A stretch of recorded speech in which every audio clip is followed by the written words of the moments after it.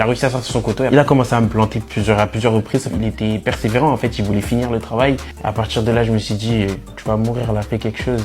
Salut tout le monde, c'est Lucille et Arminio et aujourd'hui on va vous raconter comment Arminio s'est fait poignarder à cause de mon stalker. Mon harcèlement il a commencé en 2021 où j'ai répondu au message d'un homme qui m'avait insulté. J'ai répondu en rigolant mais je pensais pas que c'était vraiment sérieux. Et au final il a commencé à m'envoyer plein de messages où il m'insultait, où il me menaçait de me tuer, de me violer. Ça a commencé à partir dans la vraie vie, il a commencé à chercher où j'habitais. Il a commencé à chercher mes amis dans la vraie vie. Il avait déjà menacé Arminio avec un couteau en 2021 dans la rue et il avait été condamné pour ça donc il a pris 8 mois de prison ferme. Il est resté 3 mois. Il est ressorti, il a recommencé à m'harceler. Donc il m'envoyait des messages tout le temps, tous les jours. J'avais beau bloquer ses comptes, il recréait tout le temps des comptes. Il m'envoyait des mails, il envoyait des messages à ma famille, à mes amis, où il les insultait, il les menaçait, etc.